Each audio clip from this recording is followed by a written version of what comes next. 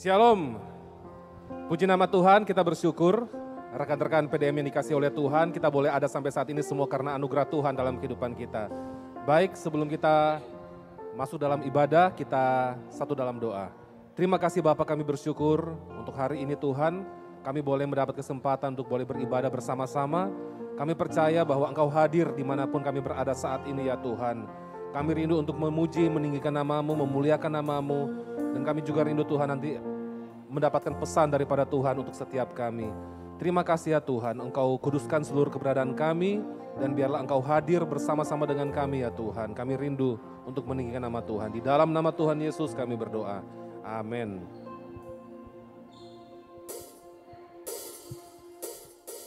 Kami bersyukur ya Tuhan, sebab Engkau hadir dalam kehidupan kami. Kami bersyukur memiliki Engkau dalam hidup kami ya Tuhan.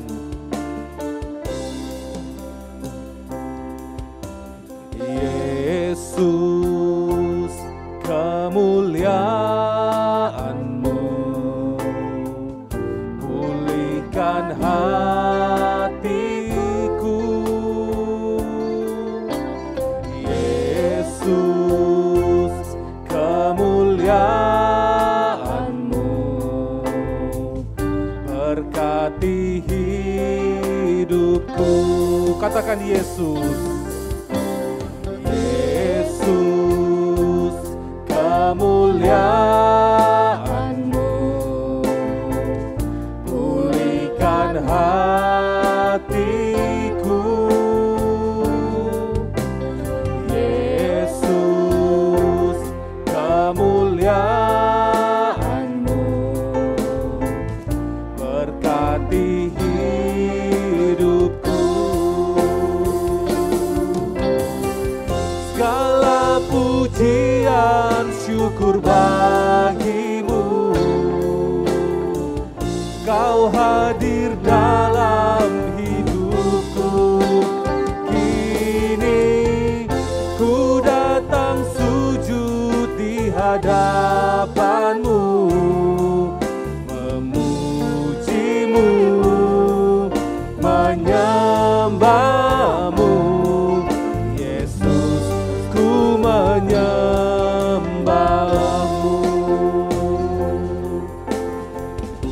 Mari bersama-sama kita katakan Yesus. Yesus, kemuliaan-Mu pulihkan hatiku. Yesus, kemuliaan-Mu berkati hidupku, berkati hidupku. Segala pujian syukur bagi-Mu,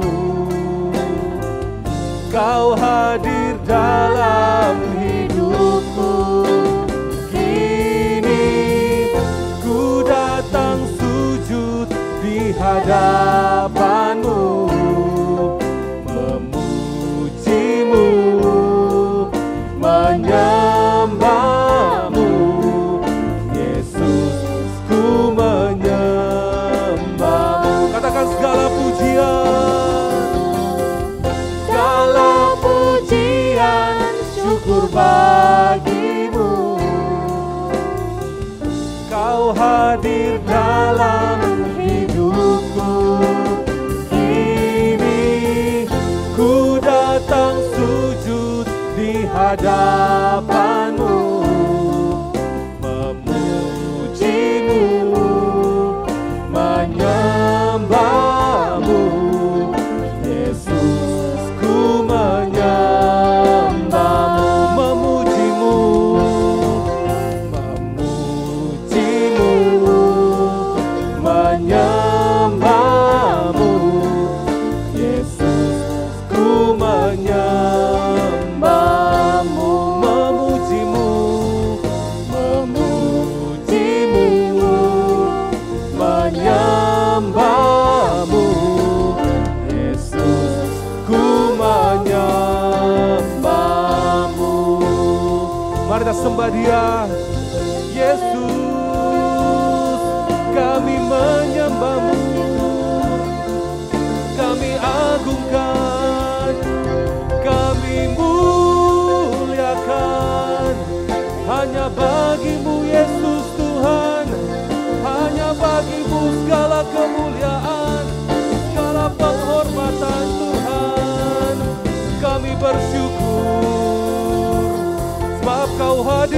dalam hidup kami. Sebab Engkau dahsyat ya Tuhan. Amin. Sebab kami saksikan kedahsyatan-Mu. Haleluya.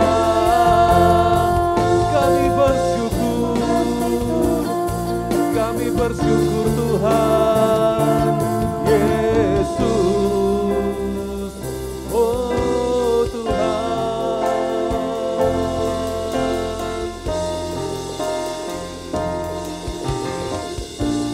Kemuliaan bagi-Mu di tempat maha tinggi. Kemuliaan bagi-Mu di tempat maha tinggi. Kemuliaan bagi-Mu. Kemuliaan bagi-Mu Di tempat maha tinggi. Katakan kemuliaan bagi-Mu di tempat maha tinggi. Mari lebih lagi bersama-sama kita serukan. Kemuliaan bagi-Mu di tempat maha tinggi. Kemuliaan bagi-Mu di tempat maha tinggi. Di tempat maha tinggi. Di tempat maha tinggi. Di tempat maha tinggi.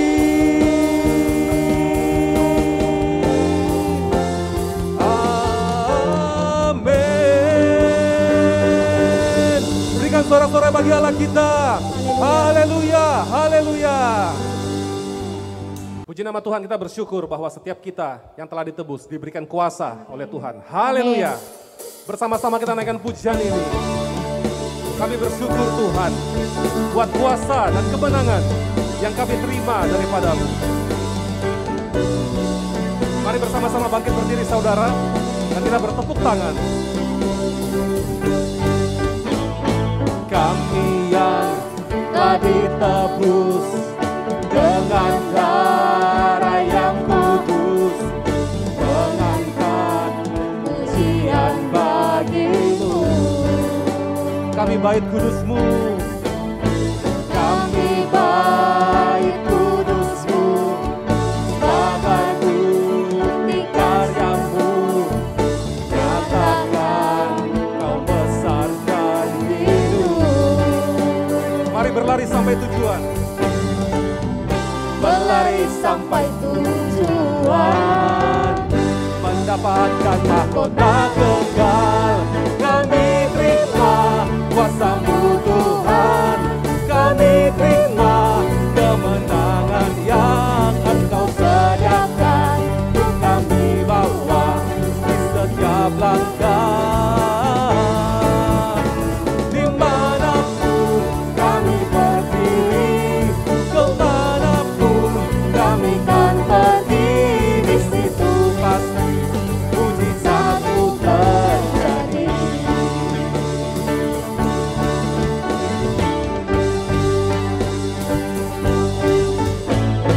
Kami yang telah ditebus dengan darah yang kudus, mengangkat pujian bagi-Mu. Katakan kami bait kudus-Mu.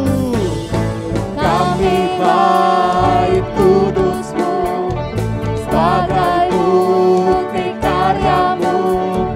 Nyatakan Kau besar dan hidup. Kami mau berlari sampai tujuan. Berlari sampai tujuan, mendapatkan mahkota kekal. Kami terima kuasa-Mu Tuhan, kami terima kemenangan yang Engkau sediakan untuk kami bawa di setiap langkah. Dimanapun kami berdiri, kemanapun kami kan pergi, di situ pasti mujizat terjadi. Sama-sama kita serukan. Kami terima kuasa-Mu Tuhan, kami terima kemenangan yang Engkau sediakan untuk kami bawa di setiap langkah. Dimanapun kami berdiri, kemanapun kami kan pergi, di situ pasti mujizat-Mu terjadi. Di situ pasti mujizat-Mu terjadi. Sekali lagi saudara katakan, di situ pasti mujizat-Mu terjadi.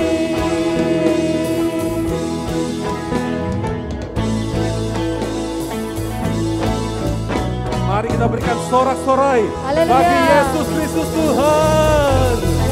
Haleluya.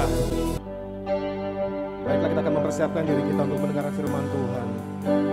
Kita bersyukur memiliki Allah yang sangat mengasihi kita. Kami bersyukur ya Tuhan. Hidupku menggenapi firman-Mu, tanda mujizat sertai tiap langkahku. Kau bersamaku, di dalamku, jadi bukti kebesaran-Mu. Katakan, Tuhan Kau sempurna. Tuhan Kau sempurna dalam rencana-Mu dan karya-Mu. Ku serahkan hidupku, murnikan dengan Roh-Mu. Tuhan Kau sempurna. Tuhan Kau sempurna dalam rencana-Mu dan karya-Mu. Ku serahkan hidupku, murnikan dengan Roh-Mu. Hidupku menggenapi firman-Mu, tanda mujizat sertai tiap langkahku. Kau bersamaku, di dalamku, jadi bukti kebesaran-Mu. Katakan, hidupku menggenapi firman-Mu, tanda mujizat sertai tiap langkahku. Kau bersamaku,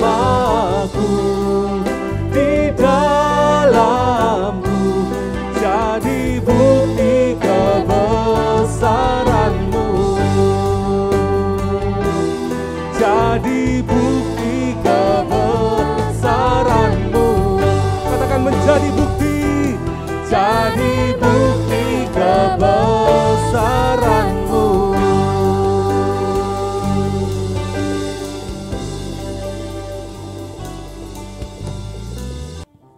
Terima kasih Tuhan atas segala penyertaan-Mu dalam kehidupan kami hari lepas hari. Saat ini ya Tuhan, kami siap untuk mendengarkan kebenaran firman-Mu. Kau berkati dan urapi hamba-Mu ya Tuhan yang akan berkata-kata. agar beliau dapat menyampaikan kebenaran firman-Mu seluruh dengan kehendak-Mu. Kau berkati kami setiap ya Tuhan yang mendengarkan, biar roh kami menyerap penuh firman kebenaran-Mu. Inilah doa kami ya Tuhan, di dalam nama Tuhan Yesus Kristus. Haleluya. Amin. Amin. Silakan duduk rekan-rekan PDMI di keseluruhan Tuhan. Amin. Amin. Silakan duduk rekan-rekan PDMI di keseluruhan Tuhan.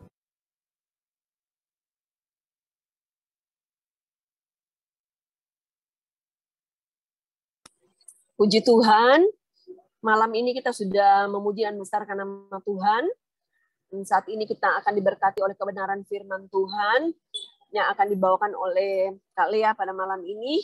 Pada Kak Lea kami silakan. Baik, terima kasih Ibu Koordinator Seksi Ibadah.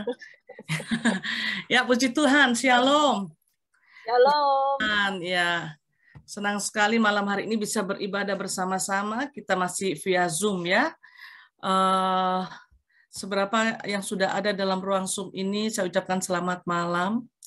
Tidak terasa, sepertinya kita baru-baru Natalan ya. Natal di tengah-tengah pandemi, sekarang kita udah masuk menjelang akhir bulan 6. Cepat sekali bulan 1 sampai bulan 6. Iya. Dan waktu berjalan dengan begitu cepat. Terkadang dalam satu hari itu bisa nyambung terus. Ya, kalau saya jujur, malam ini saya belum mandi. Karena saya memang harus langsung nyambung ini ya. Kalau mau mandi tadi nggak nututi, untung kita Zoom. Ya kan gitu. Tapi kita bersyukur waktu yang berjalan, sebetulnya waktunya sama sih ya. Kalau kita merasa bahwa waktu itu begitu cepat, berarti memang ada hal-hal yang kita harus kerjakan, kita berkarya untuk Tuhan melalui kepercayaan demi kepercayaan yang Tuhan buat. Dan satu hal yang luar biasa, dengan berjalannya waktu dan tanggung jawab kepercayaan yang Tuhan berikan, kita masih juga tetap memprioritaskan jam ibadah. Karena kalau mau diikuti kesibukan, saudara, semua manusia sibuk. Ya, apalagi ini di dewasa muda ini ya, ada keluarga-keluarga muda, ya masih punya anak kecil-kecil, ya untuk kembali onsite pun itu butuh suatu komitmen bagi kita, ya karena ada dampak dari ibadah online ini. Sudah nyaman online, kalau online kan enak toh, hanya pakai kaos. Saat ini posisi saudara pakai celana pendek atau apa nggak ada yang tahu di rumah. Yang senyum-senyum itu kentara itu. Ya kan, di awal ibadah kan dikatakan ini bukan tontonan, berpakaianlah yang rapi, betul-betul kita beribadah gitu kan. Nah kadang-kala ada, bukan kadang-kala ibadah online ini akan ada dampaknya gitu ya. Sudah terbiasa nyaman gitu ibadah di rumah, tinggal klik saja duduk dengan santai. Bahkan kadang-kala satu tempo kasih mati kamera sambil nyemil, sambil makan gitu kan. Nah, jadi itu sebabnya kenapa dihimbau di awal ibadah kita betul-betul memahami ini ibadah gitu ya, kita luangkan waktu. Dan saya melihat dari hanya berapa yang masuk bertambah gitu ya, saya melihat suatu komitmen yang luar biasa di tengah-tengah kesibukan kita masih tetap mencari Tuhan. Kita membutuhkan, saudara jangan anggap remeh ibadah seperti ini. Firman Tuhan pun berkata ibadah itu besar faedahnya. Ya, faedahnya besar. Seperti ini walaupun via Zoom, saya bisa melihat ini suami istri berdampingan, Jamie Pangemanan, Melinda Sitanggang lagi berdampingan suami istri, ya kan? Terus beberapa orang lagi. Ini satu fellowship ya, kita hanya tatap muka, nggak dengar suara, karena kalau dibuka semuanya jadi kacau kan. Tapi senyum saudara, kebersamaan saudara, dan kita bisa tatap muka, saudara bisa lihat saya punya wajah juga. Sementara puji-pujian tadi, ada yang menikmati puji-pujian, ada yang cuma nonton, terpukau dengan WL-nya, terpukau dengan pemain musiknya gitu kan. Ini berbagai macam ekspresi, tetapi sudah suatu fellowship begitu ya. Sudah suatu fellowship, kita bisa bertemu, oh luar biasa ini ya, keluarga yang romantis, seperangkat berdua, wah itu luar biasa. Antara romantis dengan antara hemat paket data itu juga beda-beda tipis. Iya, puji Tuhan.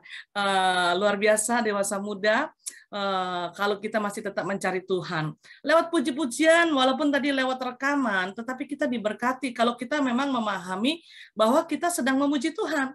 Kita bukan nonton gitu ya. Kita memuji Tuhan, kita menikmati hadirat Tuhan, kita bisa nikmati. Itu walaupun mungkin tadi didengar ada suara-suara yang agak fals-fals gitu ya. Ya kita kan nggak terpengaruh oleh situasi dan kondisi yang ada. Musik salah, suara salah. Kita yang memuji Tuhan, kita tujukan hati kita kepada Tuhan. Kita mengalami lawatan Tuhan. Ya, waktu lagu kami yang telah ditebus. Waduh, waktu saya menaikkan pujian itu senang sekali. Iya Tuhan, terima kasih ya. Saya ini hidup rasa berharga sekali. Malam hari ini saya juga sangat bergairah sekali, excited sekali, karena saya telah ditebus, saya berkemenangan, dan sepanjang hari ini saya juga mengerjakan pekerjaan yang dikehendaki oleh Tuhan. Wow, hidup yang berarti sekali. Malam hari ini Tuhan, saya boleh menikmati hadirat-Mu. Wow, berarti sekali. Dan malam hari ini kita akan sama-sama merenungkan firman Tuhan. Di situ kita memberikan hati kita, menyiapkan hati kita fokus saudara ya, gitu. Walaupun kita online, kita fokus apa yang Tuhan ingin nyatakan kepada kita. Ya, setiap kali kita mendengar firman, kita harus punya kerendahan hati. Makanya saya suka dengan lagu Tempo Dulu yang berkata begini.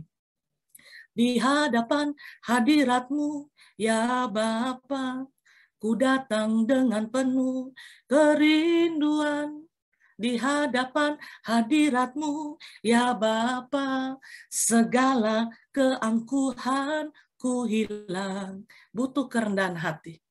Untuk mendengar suara Tuhan, kita nggak pernah berpikir dan tidak pernah berkata dalam hati, firman ini bukan untuk saya ini. Itu, suamiku kena itu. Itu, dia kena itu. Wah, iya. Tetapi kita percaya bahwa Tuhan mengasihi kita dan Tuhan mau berfirman kepada kita, itu bukti dia mengasihi kita. Ya, itu entah berupa teguran, entah itu berupa suatu nasihat ya, supaya kita jangan sampai ke sana. Kita udah tahu tipu muslihat iblis, jangan kita terjebak. Nah, itu firman berharga sekali. Ya. Jadi ibadah itu besar sekali faedahnya. Luar biasa, saudara-saudara malam hari ini adalah pribadi yang berkemenangan di tengah-tengah kesibukan.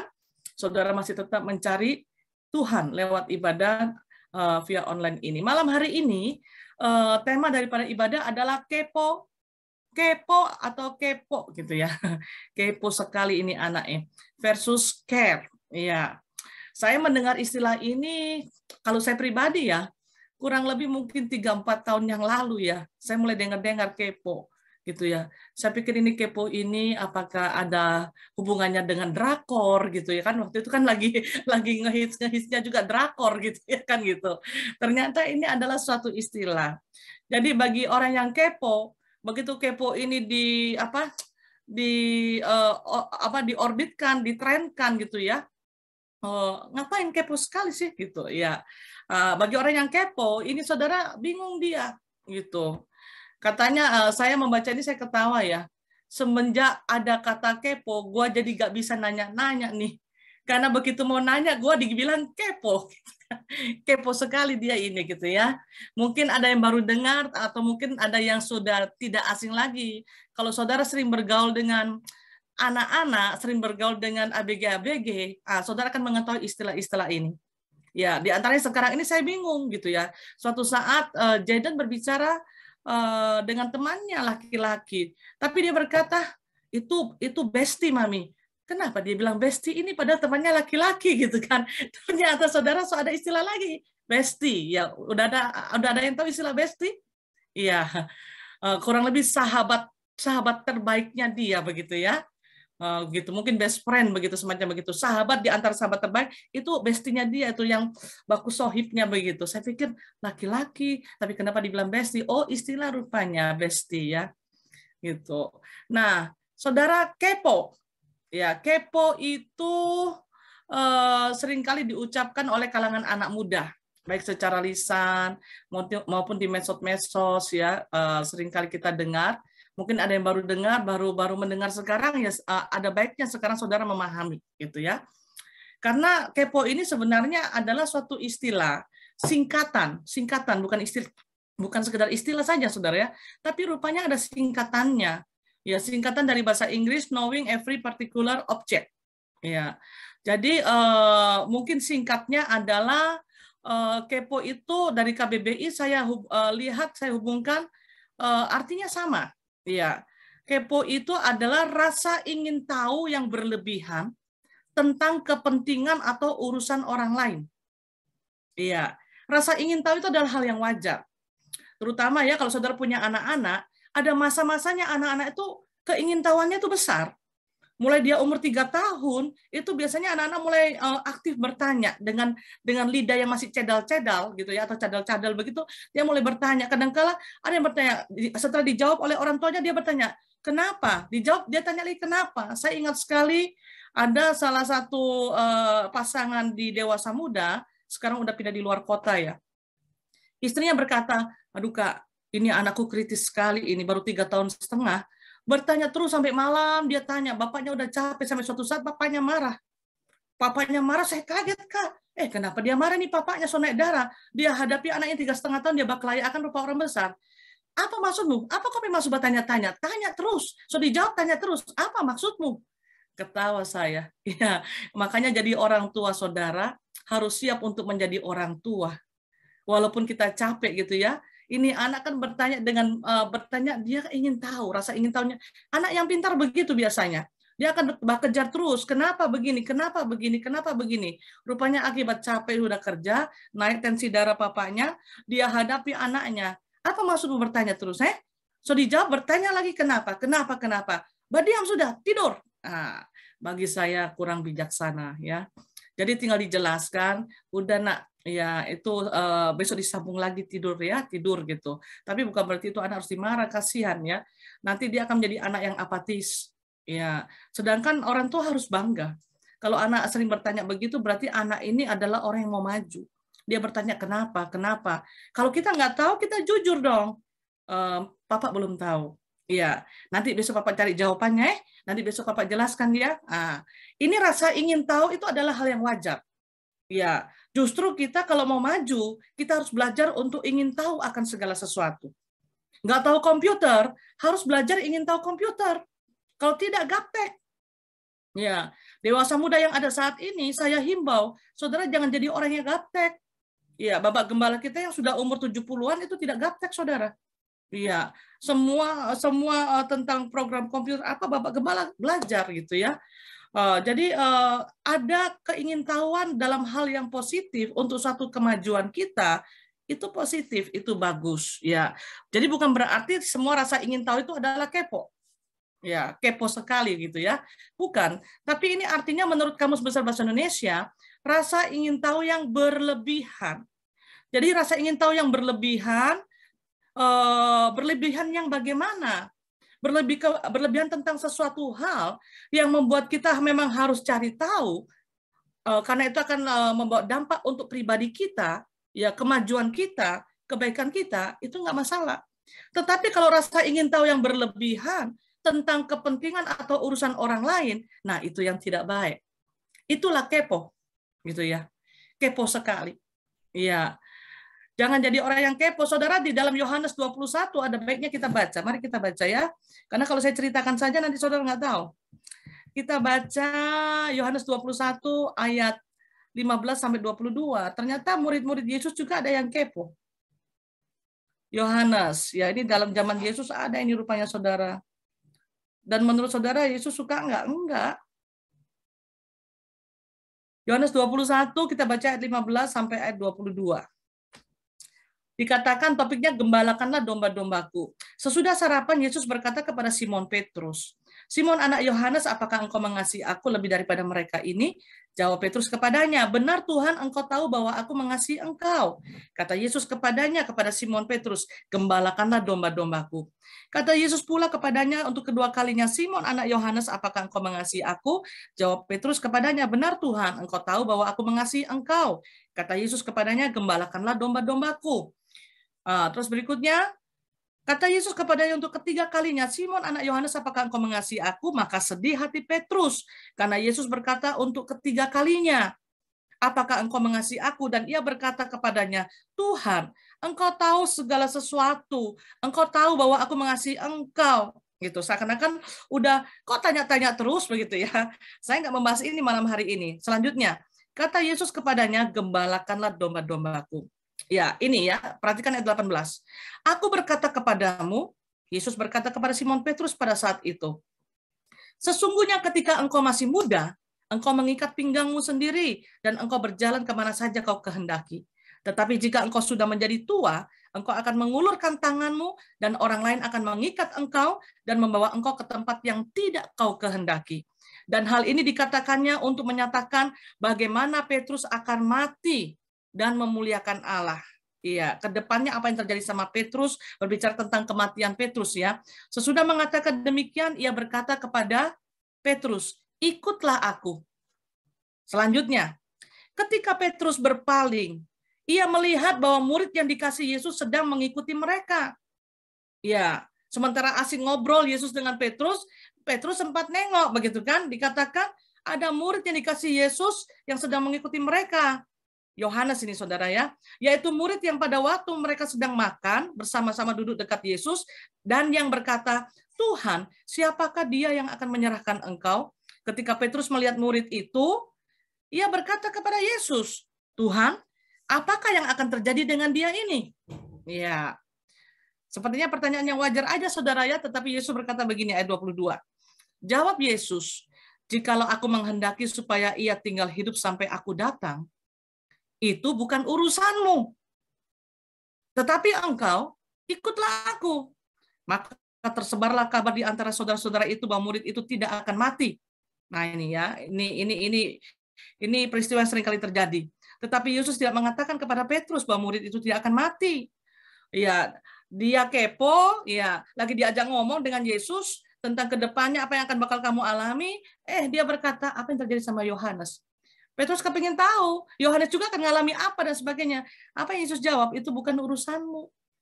Jadi bukan urusannya dia, nggak usah diurus, nggak usah dipertanyakan gitu kan. Sehingga Yesus berkata, ikutlah aku. Nah, saudara dikasih oleh Tuhan, saat Yesus menjawab, jikalau aku menghendaki supaya ia tinggal hidup sampai aku datang, itu bukan urusanmu. Berarti hal tentang kepo, Tuhan itu tidak membenarkan. Yang bukan urusan kita, nggak perlu kita urus. Tetapi engkau ikutlah aku. Kata ikutlah aku itu berarti fokus. Tadi di ayat sebelumnya Yesus juga menekankan, ikutlah aku. Tetapi engkau ikutlah aku. Nggak usah urus urusan orang lain. Nggak usah kamu urus tentang Yohanes.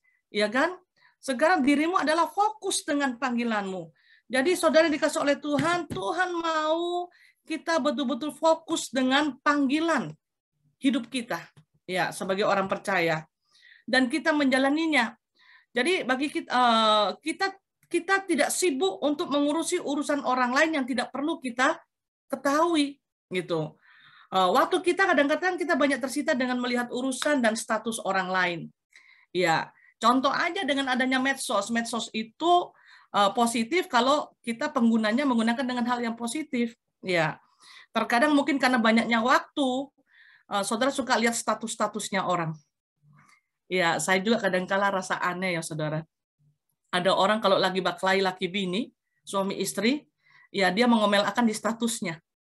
Jadi orang yang baca statusnya itu bisa tahu, oh lagi baklai ini suami istri. Oh dia lagi tidak enak hati ini.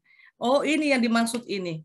Ya, dan orang yang mengikuti statusnya itu, ya, ini orang yang kepo, ya kan? Saudara pasti akan nih, apa ini status akan sama Mariani ini ya?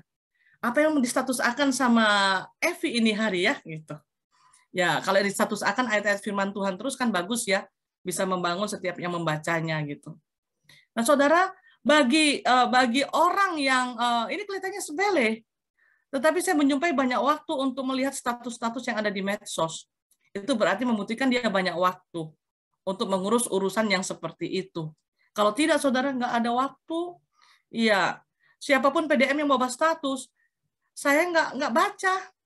Ya, saya tinggal cari tahu tempo hari bagaimana caranya melihat status. Setelah tahu pun saya nggak pernah baca, nggak banyak waktu dan ngapain begitu ya. Suatu saat ada yang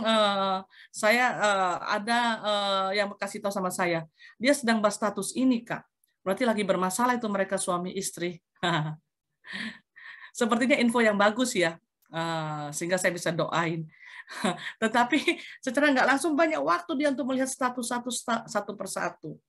Nah, saudara, dengan kita berusaha untuk cari tahu urusan yang bukan urusan yang kita perlukan, yang memang Tuhan tidak suruh, itu dampaknya kita akan membanding-bandingkan diri kita dengan orang lain. Di saat kita melihat hal itu, ya, dan di saat kita berusaha cari tahu, dan itu akan mempengaruhi kehidupan kita. Di saat kita mulai membanding-bandingkan kehidupan kita dengan orang lain, terkadang bisa mempengaruhi rasa ucapan syukur kita dengan Tuhan.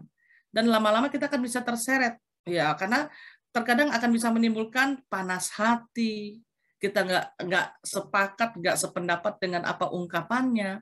Terkadang juga bisa menimbulkan bagi orang yang kadang-kadang rohani, iri hati, gitu ya, dan sebagainya.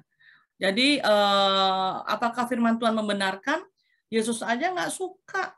Ya, dengan Simon Petrus dia berkata, itu bukan urusanmu. Yang lebih parah lagi ini adalah ditangkap oleh Simon Petrus bahwa Yohanes nggak akan pernah mati. Padahal Yesus berkata, jikalau aku mengendaki supaya ia tinggal sampai aku datang, itu bukan urusanmu. Tapi Yesus nggak mengatakan bahwa Yohanes nggak akan pernah mati sampai Tuhan datang. Ya, dan akhirnya tersambunglah itu berita. Nah, itu yang sering kali terjadi kan. Kita menangkap suatu pembicaraan, kita tangkapnya lain, diberitakan lain gitu. Iya. Yang namanya orang kepo ya saudara ya. Nah, di segala masa di dalam dunia ini pasti akan ada orang-orang yang seperti itu. Ya. Seringkali kita kalau mau kepo dengan orang, terus ada perselisihan, ada permasalahan, kita berkata, kan saya punya maksud baik. Ya, maksud baik, cara salah, pasti hasilnya akan bermasalah. Maksud baik, cara salah, pasti hasilnya akan parah gitu saudara ya. Bukan cuma bermasalah, tetapi hasilnya itu adalah fatal gitu. Karena kalau orang kepo tidak, walaupun maksudnya baik pasti tidak baik gitu ya. Dan kepo ini berbagai macam bentuknya saudara. Kadangkala ada pribadi, kadangkala ada grup. Iya. Dia kepo secara pribadi, kadangkala ada grup. Makanya kalau kita mau membuat grup-grup, kita harus tahu tujuannya apa gitu. Tujuan grup itu apa? Memang grup itu diperlukan atau tidak gitu ya. Kalau grup itu hanya dibentuk hanya untuk suatu membentuk komunitas tersendiri gitu, ya sebaiknya jangan. Karena yang seperti itu biasanya tidak akan bertahan, dan yang ada nanti akhirnya adalah baku tasontong satu sama lain, akhirnya baku sakit hati satu sama lain. Sekarang lagi ngetren ya di mana-mana, ya di kalangan ibu-ibu, bapak-bapak, ke dewasa muda, kaum muda, remaja gitu ya, membentuk grup-grup dengan istilah geng-geng gitu ya. Saudara tahu sebetulnya istilah geng aja kurang bagus gitu ya. Jadi sebetulnya nggak perlu dipakai itu gitu. Kalau saran saya, nasihat saya gitu kan, dari kata geng, geng apa gitu ya. Dan itu secara nggak langsung ada terjadi suatu pengelompokan. Sedangkan kita harus berfellowship sama-sama, gitu kan? Tidak perlu istilahnya mengeksklusifkan diri dengan kelompok secara tertentu. Ya, di gereja lokal kita GPPS Palu itu ada kelompok-kelompok komunitas. Karena ada tujuannya. Tujuannya adalah supaya bertumbuh melalui komunitasnya. Komunitas sekolah minggu, ya kan, remaja dikasih ketemu sekolah minggu nggak ketemu, sekolah minggu dikasih ke remaja nggak ketemu, dan tidak akan bisa bertumbuh dengan baik. Makanya dibentuklah kelompok-kelompok ini, komunitas sesuai dengan komunitasnya, gitu, supaya bisa mengalami pertumbuhan dengan baik dan benar. Ya, kenapa ada kategorial sekolah minggu, remaja, kaum muda, dewasa muda, kaum wanita atau kaum ibu, kaum bapak? Karena memang untuk dibawa kepada pertumbuhan rohani sesuai komunitasnya. Tetapi di kalangan kategorial itu sendiri nggak perlu ada grup-grup lagi. Karena itu akan memberikan kesempatan kepada iblis, seperti ayat yang saya katakan, jangan pernah beri kesempatan kepada iblis. Kesempatan apa? Kesempatan iblis untuk merusak kesatuan kita. Karena iblis nggak suka dengan kesatuan. Saya sudah sampaikan ya di dalam khotbah saya, di ibadah raya, iblis nggak suka dengan kesatuan. Oh, iblis paling nggak suka. Iblis lebih suka dengan perpecah belahan, ya perselisihan. Nah itu iblis suka, gitu. Jadi kalau di dalam komunitas sekolah minggu, remaja misalnya ya, kaum muda, nggak perlu lagi ada, oh ini ada grup A, grup B, grup C, gitu ya. Yang ada cukup komsel. Iya, kenapa? Karena komsel ada peruntukannya. Komsel ada tujuannya, yaitu adalah membentuk penggembalaan kelompok kecil. Sehingga ada tugas sebagai PKS-nya sebagai gembala, wakil gembala, dan sekretaris. Tujuannya apa? Di kategorial itu skopnya masih lebih besar. Tapi di komsel itu maksimal hanya 12 orang. Kalau lebih dari 12 itu membelah. Kenapa membelah? Supaya bisa lebih diperhatikan. Karena kalau udah 20 orang, 24 orang, 30 orang, gembalanya susah untuk bisa merangkul dan memperhatikan sekitar sejumlah itu. Maka membelah, terjadilah kelompok yang baru lagi. Nah, kelompok di kategorial itu cukup komsel. Karena komsel ada peruntukannya. Tapi kalau kelompok secara pribadi, saran saya jangan. Saya ini pernah melewati masa remaja, masa kaum muda. Nah, di kaum muda kami sudah sempat alami, ya kan? Membentuk, maksudnya positif, saudara, gitu ya. Waktu itu kami belum ada komsel, belum ada istilah komsel di Surabaya. Nah, jadi membentuk kelompok-kelompok untuk suatu persaingan yang positif dalam pertumbuhan rohani, dalam menjangkau jiwa-jiwa. Tapi akhirnya terjadi gap-gap. Kelompok yang satu dengan kelompok yang satu, persaingannya nggak jadi positif. Terjadi gap, terjadi persaingan yang betul-betul persaingan, dan akhirnya jadi suatu ambisius, dan akhirnya terjadilah kepo-kepo, begitu ya. Dulu kan belum ada istilah kepo. Kalau dalam istilah waktu saya masih muda atau remaja gitu kan, ya kelompok ini ngomongin kelompok sana, cari tahu tentang apa yang ada di kelompok sana, ya kan? Kenapa mereka begini dan sebagainya. Wah, akhirnya semula kaum muda kami bersatu dengan bagus, salah satu gereja yang berkembang, GPPS di Surabaya. Waktu itu ada 4 gereja lokal yang berkembang generasi youth-nya, termasuk di gereja saya. Tapi akhirnya terjadi perselisihan, pertikaian, terjadi gap-gap.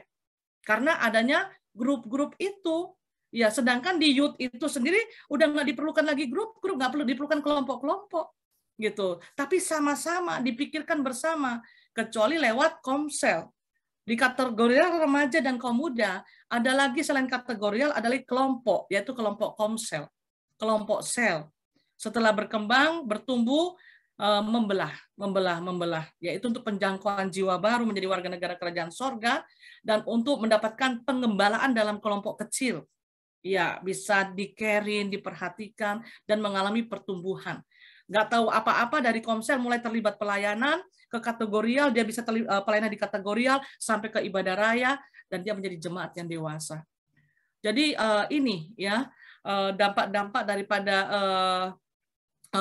grup-grup ini bisa menimbulkan kepo yang kita bahas ini, gitu kan? Dan itu akan membawa dampak yang akan memberikan kesempatan iblis untuk mengobrak-abrik tali persatuan, gitu. Jadi itu sebabnya kalau seperti itu kita harus memikirkan tujuannya apa, goalnya apa. Kalau nggak ada, ya nggak usah, gitu ya. Dalam satu komunitas ini sudah cukup. Seperti di dewasa muda nggak ada komsel, gitu. Nggak ada komsel, jadi tidak ada kelompok yang lain selain hanya kelompok dewasa muda, ya kan? Ada di mana kelompoknya? Di Kombisprom. Yang pengurus kelompoknya ada di grup pengurus, gitu ya. Sehingga semuanya bisa saling, nggak ada suatu persaingan, nggak ada hal yang eksklusif, gitu ya. Tapi semuanya sama, gitu. Kita bisa enak dengan siapapun juga, gitu ya. Oke, lanjut. Nah, sekarang yang kedua adalah tentang care. Karena tadi kan kepo versus care. Ya. Care itu atau dengan kata lain peduli. Ya. Peduli itu adalah bisa dikatakan memperhatikan. Peduli adalah sikap memperhatikan untuk proaktif, ya, terhadap kondisi atau keadaan di sekitar kita. Ya, dia peduli. Tadi saya terima rapotnya Jaden di sekolah SD Gamaliel. Selain setiap kelas ada nilai tertinggi dari setiap pelajaran, ada juga dalam keseharian, ya. Di antaranya adalah kepedulian, namanya apa ya? Harmoni alam, harmoni sesama, gitu kan. Padahal ini adalah termasuk kepedulian, gitu ya. Sehingga saya berkata cukup bagus ya. Harmoni alam. Siapa yang harmoni alam? Dia peduli dengan lingkungannya. Dia rapi di kelas, lihat sampah berantakan, dia pungut itu sampah, dia buang di tempatnya, di lapangan, dan itu semua dalam perhatian gurunya, gitu ya. Harmoni sesama, dia suka memperhatikan sesamanya, dia bisa share dengan sesamanya, dia care dengan sesamanya, dapat sertifikat. Ya, cukup bagus ya. Jadi kepedulian itu sangat penting, saudara. Karena peduli itu adalah sikap memperhatikan. Jadi bukan hanya memperhatikan saja, karena kalau sampai di sini, itu artinya lain. Sikap untuk memperhatikan, ada orang, begitu orang lewat, orang ini dia matanya melihat dari atas ke bawah orang itu, sampai orang itu berjalan lewat ke sana, dia juga ikut begini kepalanya. Seret, ya. Dia peduli, dia memperhatikan. Ya, tapi hanya sampai sebatas itu, nggak ada suatu tujuan, nggak ada suatu tindak lanjut, akhirnya yang ada bukan main nih. Pegodek sekali itu roti-rotinya kelihatan kanan kiri, buka belakang, dia pakai kaos sempit sekali, makanya muncul itu roti-roti. Itu kepo, saudara. Ya, itu diantaranya. Jadi peduli, dia berusaha untuk memperhatikan, tapi memperhatikan hanya dalam tahap itu. Ya, tetapi arti peduli, care yang sesungguhnya, itu adalah sikap memperhatikan untuk proaktif terhadap kondisi atau keadaan di sekitar kita. Ya, di antaranya ya hal yang luar biasa dari dewasa muda pada saat awal-awal pandemi, wow, itu betul-betul care, ya, bukan kepo. Pengurus sepakat cari tahu siapa-siapa dari dewasa muda yang terdampak. Ada yang terdampak dirumahkan, ada yang terdampak masih bekerja tetapi gaji dipotong, ada yang terdampak gajinya sekian bulan nggak dikeluarkan. Alasan majikannya adalah pandemi, sepi, jadi nanti pasti akan dibayar. Nah, sedangkan kebutuhan hidup bulanannya harus tetap jalan, gitu. Ada yang memang betul-betul kehilangan pekerjaan dan mau usaha apa ngeblank gitu. Sedangkan kebutuhan hidup harus jalan. Dan akhirnya cari tahu siapa yang terdampak. Ya, pengurus PDM bukan kepo, tetapi dia cari tahu dengan tujuan care, gitu. Ada suatu kepedulian, mencari tahu, memperhatikan. Tetapi ada suatu proaktif terhadap kondisi atau keadaan yang ada di sekitar, khususnya pada saat pandemi itu. Sehingga siapapun juga, ya memang budget nggak besar, ya kan? Mungkin hanya dikasih budget sekian, karena ya memang itu kemampuan kas adalah seperti itu. Bahkan ada yang bukan dari kas, ada yang pribadi-pribadi yang memberi, menabur, begitu ya, sebagai bentuk dari kepeduliannya dia kepada sesamanya, rekan-rekan dewasa muda yang terdampak pada saat itu. Nah, itulah care. Ya, cari tahu bukan untuk kepo, tetapi memang ada suatu tindakan, ada proaktif, begitu ya. Nah, peduli atau memperhatikan ini, peduli didasari oleh kasih, sudah pasti. Harus ya. Peduli yang care itu adalah didasari oleh kasih, yaitu agape yang pernah saya bahas beberapa minggu yang lalu, sehingga tidak hanya mencari tahu, tetapi dia cari tahu, dia perhatikan, dia cari tahu, tetapi ada action, ada tindakan nyata, gitu. Iya, saya kasih contoh ya. Saya catat ini karena saya takut lupa, gitu. Karena saya ini sehari padat, saudara ya. Jadi saya udah berusaha untuk persiapan, tiba-tiba ada yang mau konseling, ya udah saya tinggalin. Ternyata waktu jalan terus, makanya tadi pulang ke rumah, atur makan, ya saya langsung aja, nggak usah mandi karena nggak sempat ya. Contoh begini, saudara. Ini saya dari remaja diberkati oleh ilustrasi ini ya. Ya, katakanlah ada si A. Si A itu pada saat dia berjalan, dia lihat ada kulit pisang di jalan raya itu. Ya, waktu dia melihat kulit pisang dengan jarak sekian meter, hatinya jengkel, kesal, gitu ya. Kenapa ini? Siapa juga nih buang kulit pisang sembarangan? Begitu. Kok buat kulit pisang sembarangan? Kenapa ini ada waktu 5 menit ya? Nah, saudara dikasih oleh Tuhan, dia ngomel. Dia berkata, siapa juga yang buat kulit pisang ini sembarangan? Dia jalan, dia lihat itu kulit pisang dengan kesal hati, dan dia berusaha cari tahu, siapakah ini? Orang tidak bisa hidup, mengasihi, dan tidak ada suatu tindakan. Dia hanya lewat saja. Memang ini yang buat kulit pisang ini, dia hidupnya tidak tertib, ya, dia tidak bisa memperhatikan lingkungan, ya, dia tidak melakukan firman itu. Harusnya dia buang di tong sampah itu kulit pisang, tapi dia lewat akan itu kulit pisang. Ya, Tapi dia berpikir, siapa ini? Jangan-jangan orang yang baru lewat tadi dia lempar kulit pisang, saya tidak lihat. Nah, si B lewat. Si B lewat, dari jauh dia melihat kulit pisang terhampar. Dia tahu itu berbahaya. Kalau orang dapat injak, orang bisa jatuh. Bisa bermasalah, gitu kan. Dia juga berpikir. Pasti dia berpikir, siapa juga ini buang kulit pisang ya? Gitu, harusnya kan dia dibuang di tempatnya. Tapi saudara, sambil dia berpikir, dia tetap ambil itu kulit pisang, dia buang di tong sampah. Ada action. Itulah bukti kasih. Karena dia nggak mau ada korban dari kulit pisang ini akibat kelakuan dari si pembuang kulit pisang. Jadi dia bukan hanya cari tahu, bukan hanya kepo, tetapi dia peduli. Dia ambil itu kulit pisang, dia buang. Ya, tetap dia tidak benarkan siapa yang membuang ini kulit pisang. Gitu, walaupun pada akhirnya dia nggak tahu siapa yang buang kulit pisang karena ini adalah jalanan umum. Tapi antara si A dengan si B, mana yang care? Tentu saudara akan menjawab si B. Ya, kenapa? Perbedaannya, dia tetap berpikir dan bertanya, siapa juga yang buang ini kulit pisang? Tetapi disertai dengan proaktif. Ada suatu action, ada suatu tindakan nyata. Itulah care, itulah kepedulian. Iya. Ingat tadi kepedulian itu adalah sikap memperhatikan. Dia memperhatikan. Tapi memperhatikan ini tujuannya apa? Kalau memperhatikan tujuannya hanya untuk kepo itu kan kata lainnya susupo kalau istilah Sulawesi Tengah ya. Istilah Sulawesi Tengah kepo itu juga GU. Apa itu GU? Gila urusan. Gitu kan? Bukan urusannya dia urus. Dia cari tahu. Gila urusan sekali ini. Ya, kata gila itu kan sebenarnya nggak bagus. Iya, orang sini bilang juga seno begitu ya. Ada juga istilah susupo gitu. Tetapi ini kalau kepo ini memang singkatan saudara dan memang artinya adalah itu.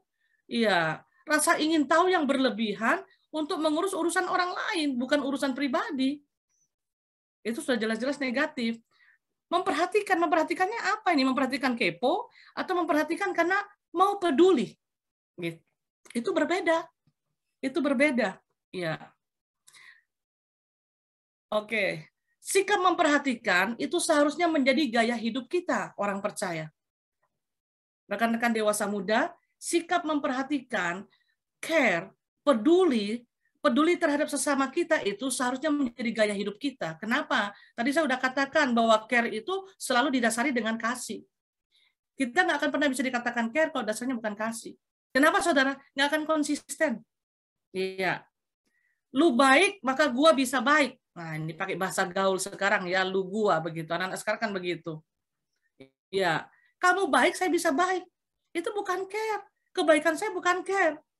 Tetapi kalau sesuatu perhatian itu bisa dilakukan secara konsisten, ya, bagaimana pergumulan orang itu, kondisi orang itu tetap ada di hati kita. Nah, disitulah kita care. Kita peduli, kasih, agape. Iya.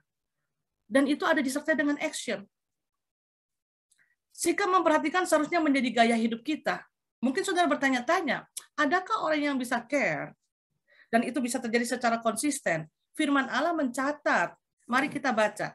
Ya, saya bacakan ya. Saya bacakan Kisah Para Rasul pasal 2.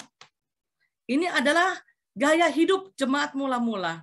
Ini adalah cara hidup jemaat mula-mula, saudara, yang sudah semakin kabur di gereja-gereja pada saat ini, di kalangan-kalangan umat Kristiani saat ini. Kisah Para Rasul pasal 2, ayat 44-47. Saya akan bacakan. Dan semua orang yang telah menjadi percaya tetap bersatu.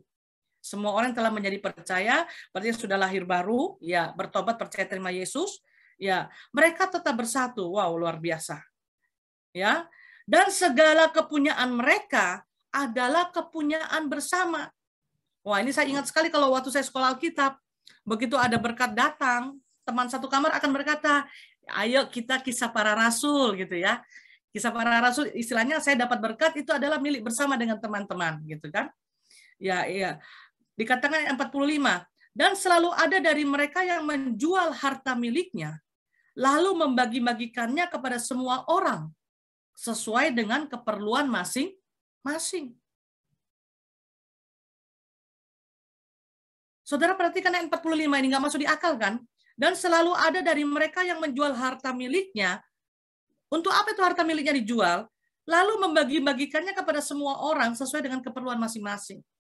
Jadi ini adalah hidup untuk membagi hidup. Dia tuh ada yang berkepentingan, dia bisa membagikan hidupnya, dia jual, dia bagikan untuk saling menopang. Ya. Dengan bertekun dan dengan sehati mereka berkumpul tiap-tiap hari dalam bait Allah. Jadi kalau PDM cuma 2 minggu sekali, saudara sudah merasa, aduh PDM lagi. Saudara, gaya hidup jemaat mula-mula, mereka selalu punya hasrat, kerinduan yang luar biasa untuk bisa bersekutu dengan Tuhan secara pribadi juga dalam komunitas. Ayat 46 berkata, dengan bertekun dan dengan sehati mereka berkumpul tiap-tiap hari. Mereka nggak kerja, Alkitab tidak menjelaskan, tapi sangat jelaslah. Dari pagi sampai sore, itu Tuhan sudah menekankan waktu untuk bekerja.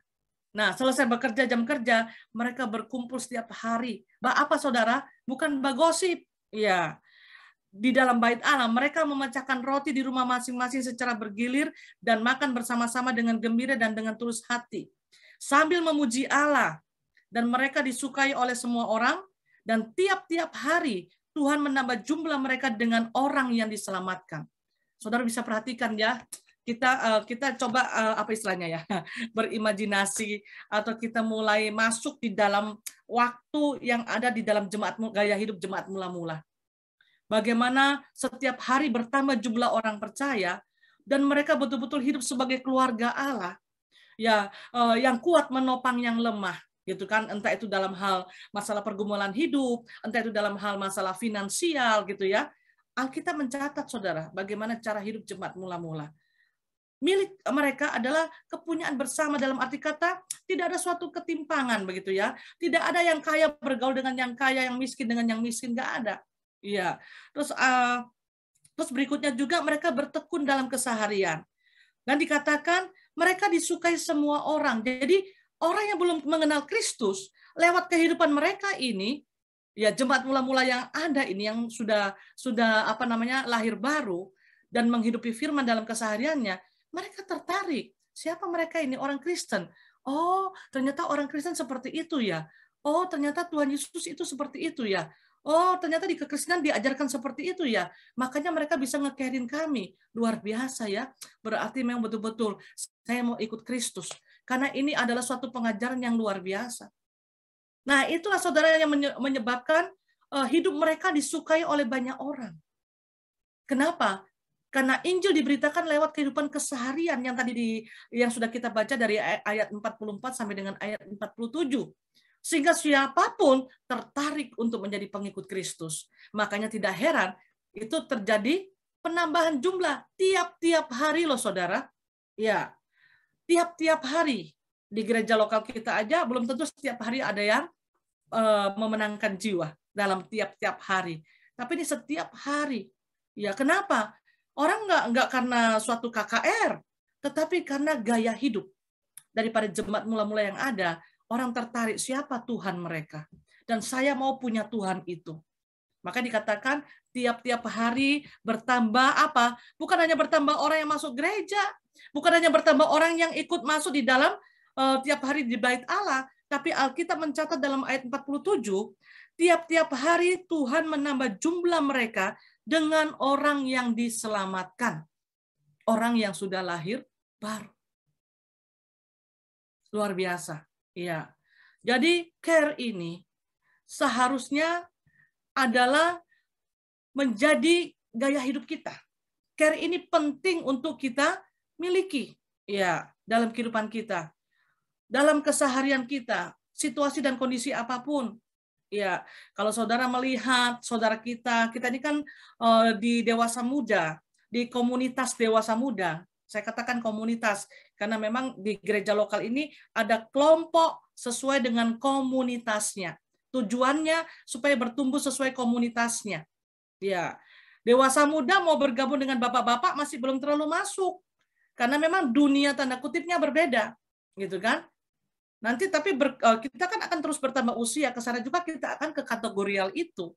Gitu. Saudara akan ke kategorial itu. Kenapa? Kenapa ada ini? Karena sesuai komunitasnya. Nah, dari komunitas kita dewasa muda, kita belajar untuk bisa memperhatikan satu sama lain. Karena Yesus mengajarkan bagaimana harus care, gitu ya. Dalam kesehariannya dia bersama dengan murid-muridnya. Saudara kalau lihat di dalam Matius 9 ayat 35 sampai 37, saya berpikir luar biasa ya. Yesus berjalan dari kota ke desa, dan waktu dia melihat itu orang-orang yang berkerumun, dikatakan dia melihat mereka seperti domba yang tak bergembala. Berarti cara pandang Yesus luar biasa, saudara. Orang yang berkerumun yang dia lewati, dia melihat domba yang tak bergembala. Ini orang pribadi-pribadi yang membutuhkan gembala, membutuhkan untuk dibawa untuk bertumbuh. Kenapa bisa demikian? Itu kalau nggak didasari dengan hati yang care, nggak akan mungkin akan ada suatu kalimat mereka seperti domba yang tak bergembala. Iya. Kalau kita melihat ada seseorang yang sedang bermasalah, nggak usah jauh-jauh lah dalam ruang lingkup dewasa muda. Ada yang sakit, seringkali diumumkan. Kita belajar, ya gitu kan? Kita belajar untuk peduli. Memang kita sama-sama sibuk. Mungkin kita nggak melakukan sesuatu, tapi lewat doa kita bisa peduli.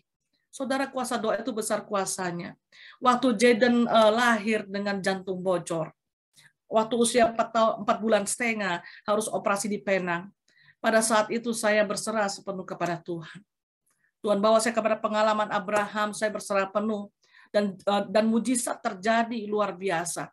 Ya, pemulihannya pun pasca operasi cepat sekali. Satu hal yang saya tahu, itu berkat doa. Saya di Penang jauh, saya tahu seluruh jemaat GBPS Palu berdoa. Saya tahu keluarga besar saya berdoa. Saya tahu sahabat-sahabat saya berdoa. Saya tahu rekan-rekan hamba-hamba Tuhan juga berdoa. Kuasa doa itulah yang betul-betul sampai di telinga Tuhan. Dan ada perhatian khusus atas Jaden ini. Dan saya percaya karena Tuhan punya rencana dalam kehidupannya. Kuasa doa itu besar kuasanya, saudara. Kalau misalnya disampaikan, baik di grup, ya, ada yang sakit, kita keroyok sama-sama.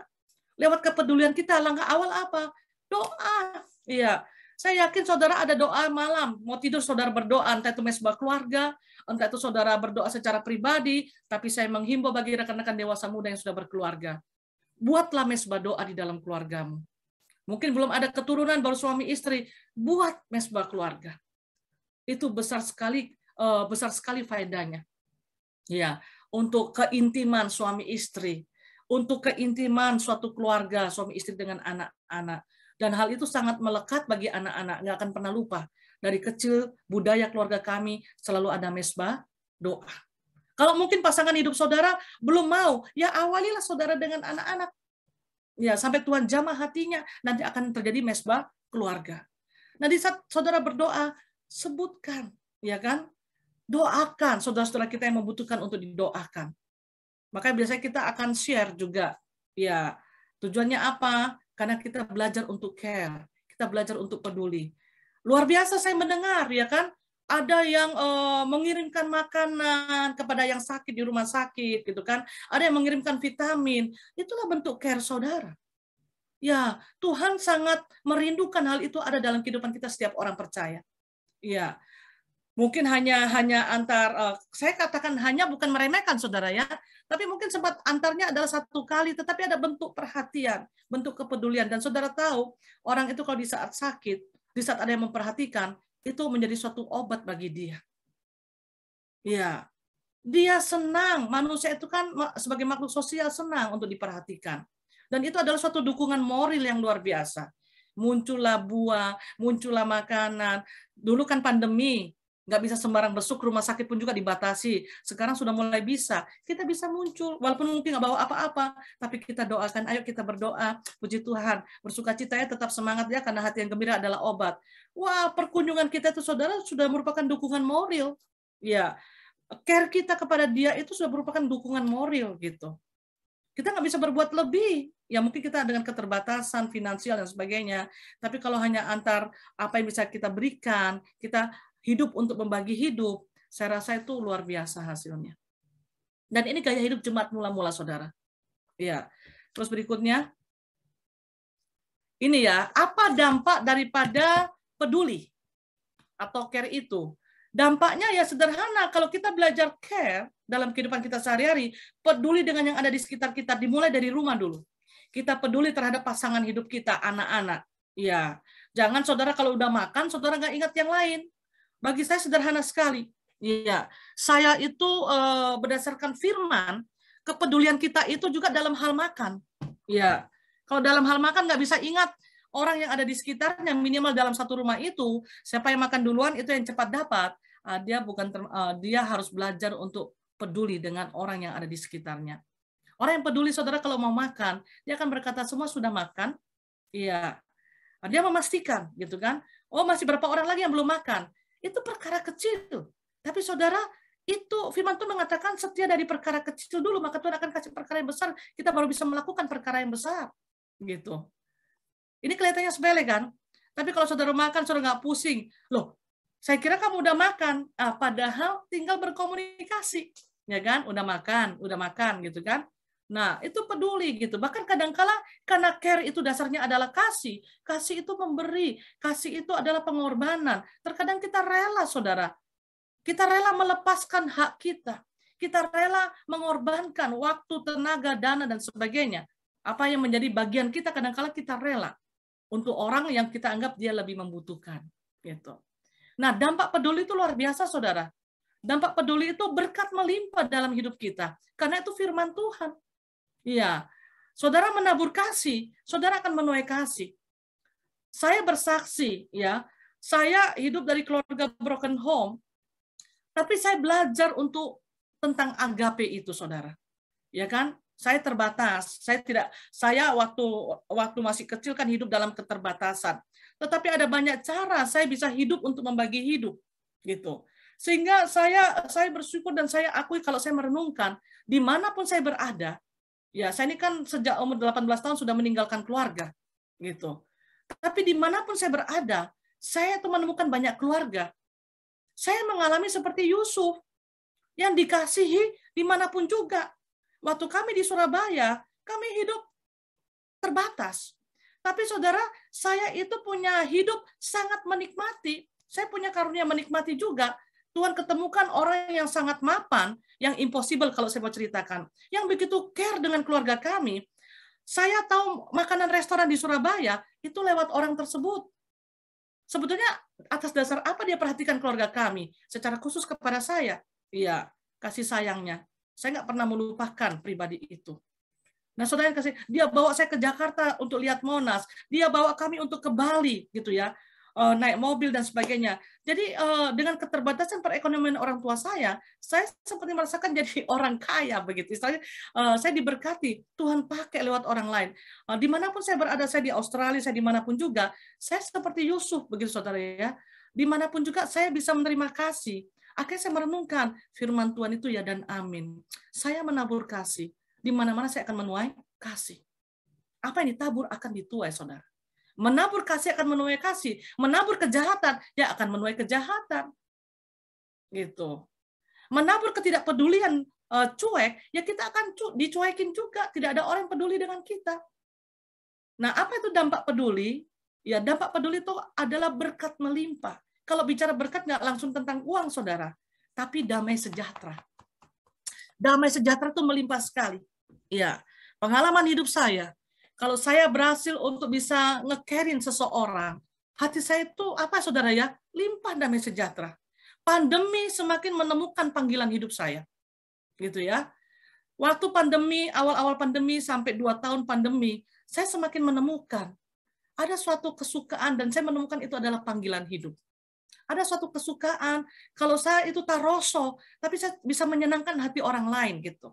Dengan keterbatasan waktu, saya kan kesibukan banyak saudara ya, tapi saya bisa masakin orang, saya bisa memberikan sesuatu kepada orang itu, walaupun terkadang saya juga tidak berkelebihan, terkadang juga ada harga yang harus dibayar, tapi ada satu kesukaan gitu, ada limpah damai sejahtera yang luar biasa. Tapi kalau saya cuekin, saya jadi kayak berhutang begitu.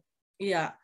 aduh, sebenarnya saya bisa melakukan ini ya, tapi kalau saya mau bagi hidup, bagi waktu, saya mau berkorban waktu, saya rela capek, sebetulnya saya bisa sih nge-carry ini. Karena kadang-kadang dalam keseharian saudara banyak sekali yang mau di-carry, tapi saya sendiri kadang-kadang nggak punya banyak tangan, gitu ya. Saya harus membuat suatu skala prioritas. Terkadang saya begitu, membuat suatu skala prioritas. Dia udah dalam keadaan yang lebih baik, oke, yang keadaan yang kurang baik, ini dulu yang saya perhatikan.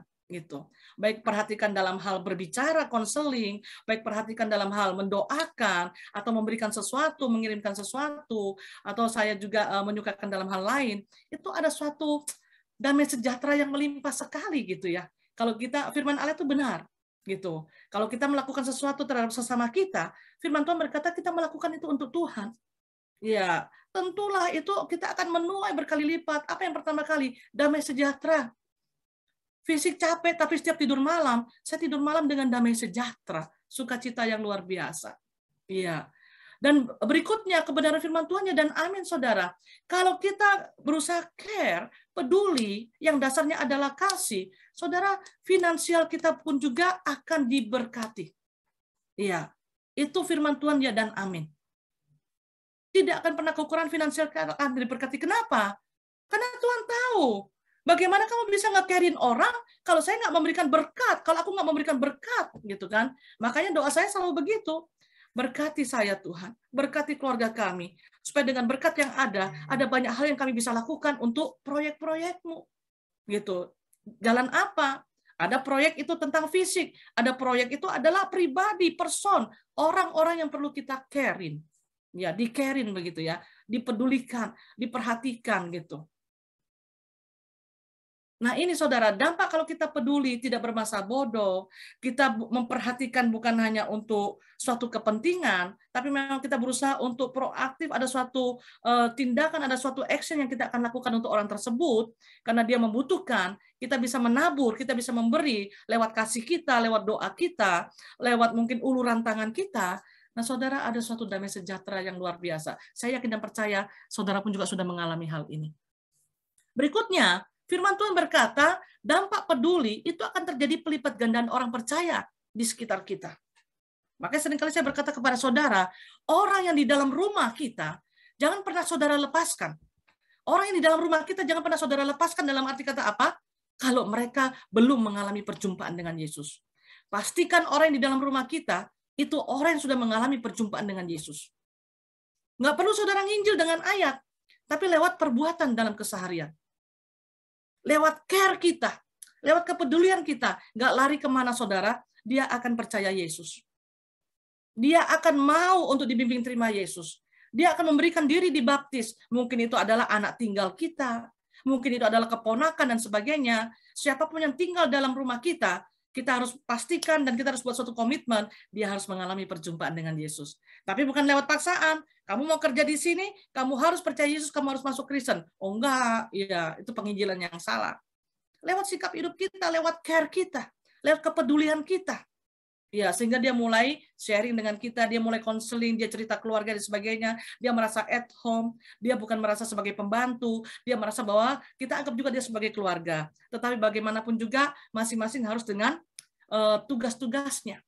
Gitu. Jadi dia rasa at home, dia rasa bertumbuh, ya, itu kan luar biasa. Firman Tuhan berkata, hidup mereka disukai oleh semua orang sehingga terjadi pelipat gandaan. Kenapa bisa disukai? Wah, gaya hidup jemaat mula-mula saudara sangat care. Ya, setiap malam mereka berkumpul makan malam bersama, saya udah tahu gitu ya. Pasti itu mereka masing-masing bawa makanan, yang nggak ada makan, oke jangan dipikir, pokoknya datang ya makan ya gitu. Makanya komsel itu isinya adalah makan. Makan bersama walaupun cuma keripik yang sudah melewati kaum muda ya. Walaupun keripik, pisang goreng gitu kan. Karena kalau ada yang ulang tahun, dia udah mulai nyimpen nih. Saya ulang tahun tinggal berapa hari lagi ini. Saya nyimpen minimal saya mau traktir, saya punya komsel. Kan terjadi suatu kasih yang luar biasa sebagai keluarga Allah di komsel itu. Itulah gaya hidup jemaat mula-mula saudara. Dan kebenaran firman, terjadi pelipat gandaan orang percaya, malaikat di surga bersorak-sorai. Tidak perlu ke suku Lauje, tidak perlu ke suku Wana, tapi saudara dengan orang di sekitar kita, lewat care, lewat kepedulian kita, mereka menjadi betul-betul percaya Yesus, mengalami perjumpaan dengan Yesus, dan akhirnya bertumbuh kerohaniannya. Nah, berikutnya, apa dampak daripada kepo? Ya, Amsal 13 ayat 3 mengatakan, demikian. Tunggu ya. Amsal 13 ayat 3 berkata, siapa menjaga mulutnya, memelihara nyawanya. Siapa yang lebar bibir? Ya, ini lebar bibir ini bukan DP size yang lebar, bukan. Bukan DP ukuran bibirnya yang lebar, gitu ya. Jadi saudara jangan minder yang mungkin, mulut saya lebar Iya, semua orang dengan kecantikan dan kegantengannya masing-masing, saudara. Kadang-kala ada yang bibir lebar tapi dia seksi, gagah sekali. Tidak selamanya yang imut-imut itu bagus, ya kan gitu. Jadi ini lebar bibir bukan size-nya, tapi ini adalah mengenai orang-orang yang tidak bisa menjaga mulutnya, bibirnya, ya kan? Cari tahu, memperhatikan, tapi perhatiannya lain, gitu ya. Perhatiannya bukan untuk suatu tujuan yang mulia, gitu. Tetapi kepo. Siapa yang kepo, siapa yang lebar bibir akan ditimpa kebinasaan. Itu firman Tuhan berkata ya. Amsal 13 ayat 3-nya saudara bisa lupa siapa yang menjaga mulutnya. Banyak ayat yang mendukung ini di Amsal. Diam itu emas, gitu kan? Tapi bukan diam memendam, bukan diam, tetapi ya diam, tenang dulu, gitu kan? Berhati-hati. Kepada anak kami Jaden pun seringkali saya berkata, dibiasakan nak, sebelum ngomong dipikir dulu. Pikir dulu baru ngomong. Ya, supaya jangan salah ngomong. Itu anak-anak dari kecil harus diajar supaya nggak asal ngomong, gitu ya. Pikir dulu.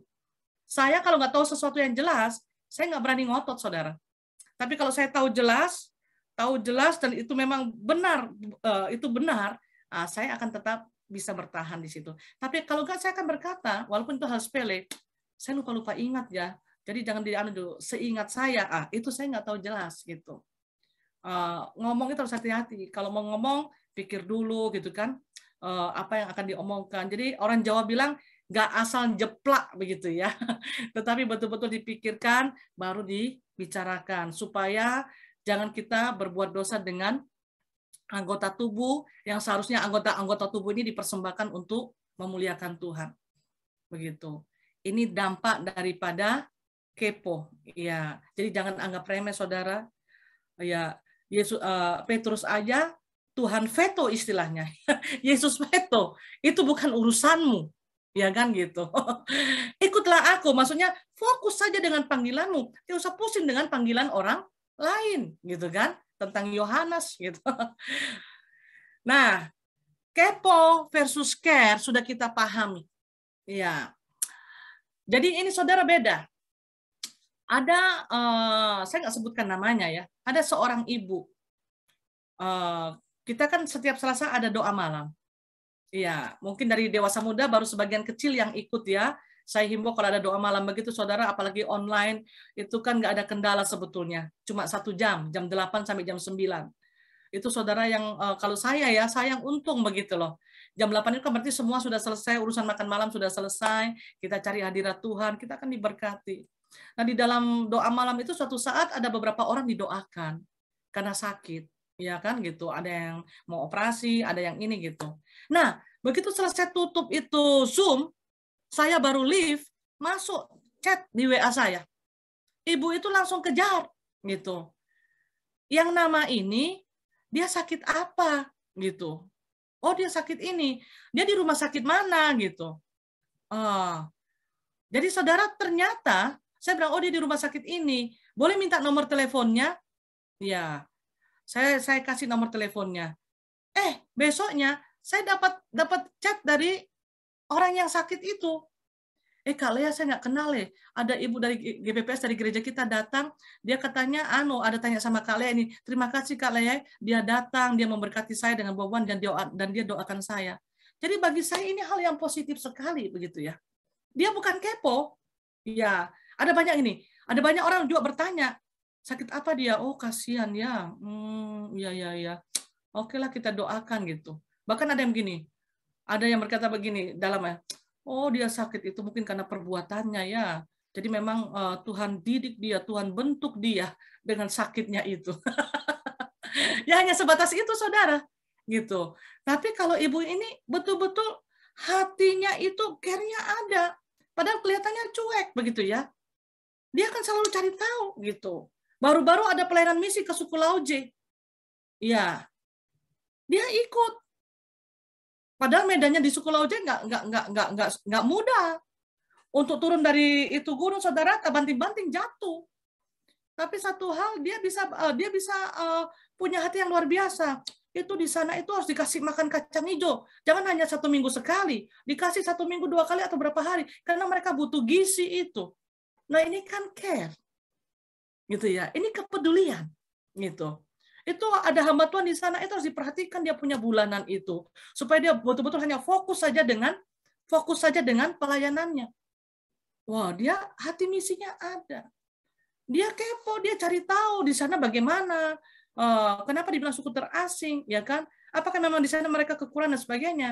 Dia cari tahu, tetapi dia ada suatu proaktif, ada suatu tindak lanjut, ada suatu tindakan nyata. Dia nggak hanya berkata, oh iya bener ya, ternyata memang suku terasing itu kekurangan. Oh iya bener ya, dan sebagainya. Enggak. Dia bukan hanya GU, saudara. Ya, tapi betul-betul ada suatu action, begitu. Jadi ini yang perlu kita pahami malam hari ini, dan saya percaya kita semua, saya juga terus belajar, ya, supaya kita jangan jadi orang yang kepo, baik dalam hal-hal rohani, tapi kita belajar care, karena care itu dasarnya adalah kasih, care itu adalah kepedulian, memperhatikan yang ada di sekitar, itu disertai dengan action. Ya, action berdoa, action untuk melakukan sesuatu, waktu, tenaga, dana yang kita bisa persembahkan, kita lakukan itu. Nah, nanti hasilnya saudara kita yang alami. Kita akan hidup limpah damai sejahtera. Kenapa? Kita merasa hidup berdaya guna. Tidak ada dalam keseharian kita yang terbuang dengan sia-sia. Kita tidak hanya sibuk, hanya untuk kepentingan kita sendiri, membangun kerajaan kita sendiri, tapi memang kita sibuk melakukan kehendak Tuhan. Puji Tuhan, kiranya ini bisa memberkati kita sekalian. Dan saya kembalikan kepada Ibu Mariani, silakan. Baiklah, terima kasih Kak Lea untuk kebenaran firman Tuhan malam ini. Tuhan Yesus memberkati atas setiap pelayanan dan juga kehidupan keluarganya. Amin. Oke, sorry saya punya kamera, soalnya tak putus-putus saya di sini. Baiklah teman-teman, dari kita sudah dengar mengenai kepo dan care. Kepo anak sayang. Jadi saya ingin kasih kesempatan kepada teman-teman, mungkin sekitar 2 orang untuk bisa sharing, membagi pengalaman mengenai kepo and care. Boleh saya kasih kesempatan? Ada yang mau?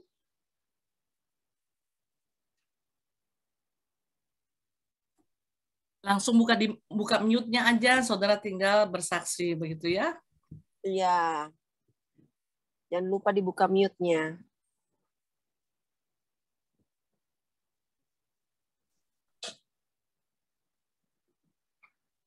Ada yang mau berbagi?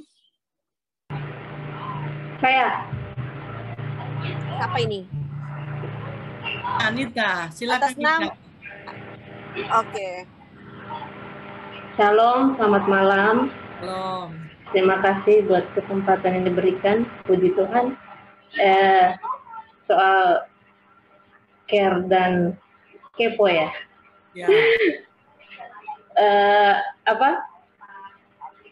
Saya mau berbagi kemarin waktu awal bulan Maret. Saya terkena COVID dan 2 minggu di rumah sakit dengan posisi hamil 8 bulan. Itu terus terang saya shock. Saya pikirnya cuma flu biasa. Pas cek itu ternyata saya sesak napas. Dibawa ke BK. BK keluarkan surat, ternyata saya positif. Tapi berhubung rumah sakitnya penuh, jadi saya dipulangkan. Jadi saya pikir, oh iya saya di rumah saja. Tapi ternyata 1 malam di rumah saya sesak napas lagi. Dan karena saya takut dengan kondisi saya, dan juga saya takut jangan nanti virusnya kena ke calon adik. Maka saya memberanikan diri untuk periksa ke rumah sakit ke Anutapura, dan di Anutapura karena kebetulan di Anutapura itu ada perawatan khusus ibu hamil. Nah, kita itu dikumpul di sana itu dari seluruh kabupaten kota. Jadi bukan cuma saya sendiri, mungkin cuma saya yang dari Palu, yang lainnya itu dari kabupaten.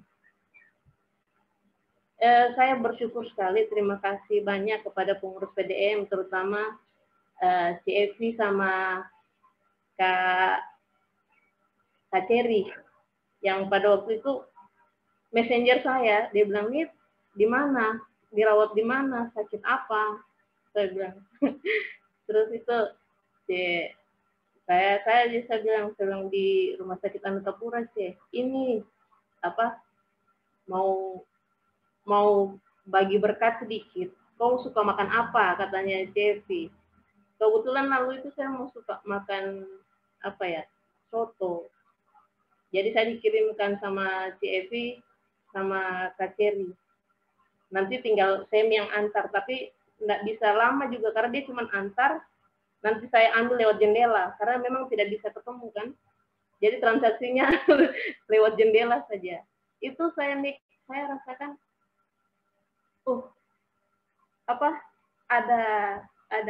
ada sukacita tersendiri. Saya bersyukur saya di sini bukan hanya komunitas tapi ini family.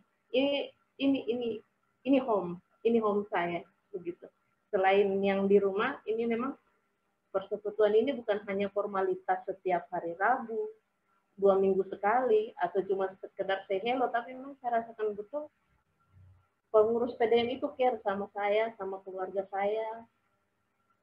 Begitu juga sama Sem, kan berturut-turut habis saya keluar dari rumah sakit, Sem lagi masuk, care lagi, dapat lagi dihubungi sama Kak Jemi, sama Kak Eli, tim pemerhati, luar biasa. Jadi memang pokoknya saya bersyukur, saya terima kasih banyak. Saya sudah rasakan betul-betul village home di sini. Di sini bukan sekedar teman sahabat atau cuman karena ikatan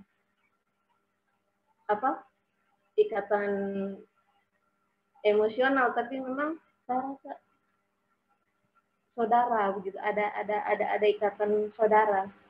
Karena yang selama ini kan mungkin saya nggak rasakan di gereja saya sebelumnya, toh di mana saya sudah full timer apa. Saya tidak bilang saya kecewa atau apa, enggak. Cuman memang saya rasakan itu kasih persaudaraan itu yang benar-benar nyata dan ada itu di PDM. Itu aja, sekian dari saya. Terima kasih banyak pengurus PDM, tim pengembalaan, Tuhan Yesus memberkati. Baik, terima kasih sama-sama, Nita. Taunya Nita. Oke, teman-teman, tadi ada chat Roni Limbunan kalau enggak salah ya, tapi dia izin mungkin tidak buka kamera, mau bagi berkat pada malam ini. Silakan Ron. Ya, terima kasih Kak atas kesempatannya. Shalom kalian dan teman-teman semua, perkenalkan. Shalom. Iya. Minta maaf, pertama-tama saya tidak aktifkan kamera ya. Ini saya mau sharing. Belum lama ini kan saya barusan dari Turki. Nah, kemudian waktu saya di sebuah kota, saat menunggu bus waktu itu, saya ada ketemu sepasang suami istri. Nah, waktu mereka bicara, saya tahu ternyata mereka ini orang Indonesia. Jadi, waktu itu saya ajak mereka bicara, kita berkenalan, dan kemudian ternyata saya dan pasangan suami istri itu punya tujuan yang sama waktu itu di kota tersebut. Jadi, tujuan kita sama. Ternyata suami istri ini adalah seorang dari agama sebelah. Suaminya itu sudah 4 tahun sekolah agama di Turki. Tapi apa yang saya lihat ya, saya ada kagum dari orang ini, sekalipun orang ini sebenarnya kalau waktu pembicaraan itu saya lihat orangnya ini fanatik dan sebenarnya agak radikal, tapi yang saya kagumnya dari dia adalah dia ini adalah seorang komunikator yang ulung. Jadi pembicaraan topik apapun yang kami bicarakan saat itu, dia selalu mengarah ke agamanya gitu. Singkat cerita, waktu itu waktu itu saya di kota tersebut itu hanya untuk saja, saya tiba pagi, malam saya tidak nginap di kota itu, saya akan ke kota lain. Jadi saya di kota itu hanya singgah sementara saja gitu, hanya jalan-jalan di sekitar situ. Nah, waktu itu saya butuh untuk tempat taruh koper. Nah, waktu itu dia bilang karena dia sudah tinggal di situ, tujuan kita sama dan kebetulan dia ada sewa apartemen, dia bilang nanti sudah titip koper kamu di tempat kami saja gitu. Jadi akhirnya sudah saya titip koper saya di situ. Kemudian saya mau pergi makan dan sebagainya, dia bilang nanti saya antar kamu, enggak apa-apa. Yang suaminya bilang saya antar kamu gitu. Jadi dia antar saya makan. Kemudian waktu itu dia juga makan. Waktu itu saya mau bayar cepat-cepat, ternyata dia tidak kasih. Dia bayarkan saya. Dia bayarkan. Dia bicara sama kasirnya, jangan ambil uang saya gitu. Jadi akhirnya dia sudah bayarkan. Jadi saya nggak enak juga sama dia gitu. Kemudian saya waktu itu mau jalan kemana, dia bilang saya antar kamu jalan gitu. Jadi kita jalan sama-sama. Dan memang saya lihat orang ini ternyata dia punya misi ke saya. Dan saya bisa dari pembicaraan kami ya, jadi misalnya topik-topik tentang apa bicara, dia selalu mengarahkannya ke agamanya gitu. Tetapi yang saya kagum adalah selain dia komunikator yang ulung, dia adalah seorang yang sangat care. Kalau mau dipikir saya ini sekalipun sama-sama orang Indonesia, tapi saya ini istilahnya orang yang baru dikenal begitu. Tapi dia sangat care dengan saya. Kemudian dia bawa jalan dan sebagainya.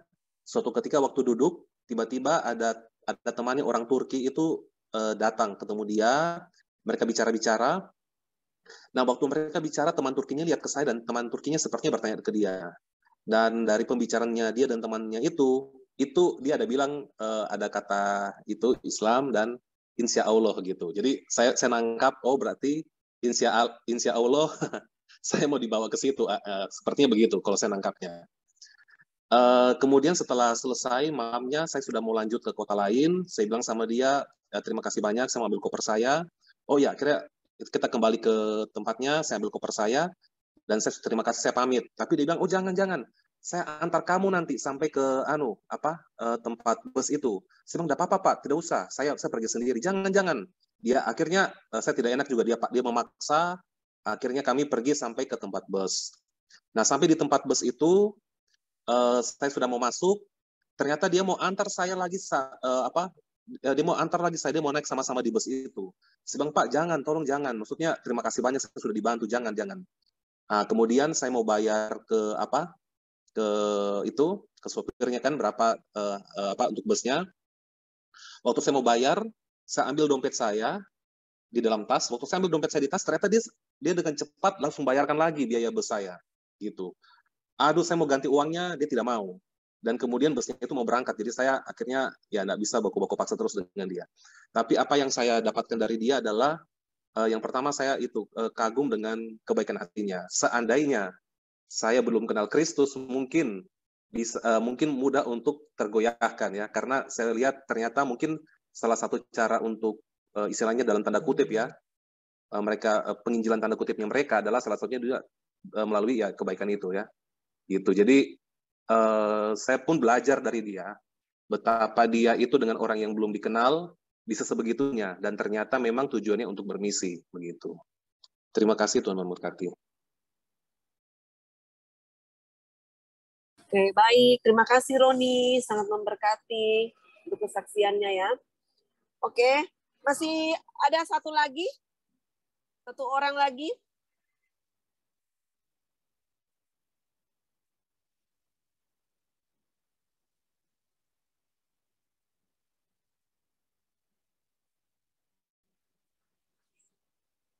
Sebenarnya banyak ya kalau mau bicara mengenai care.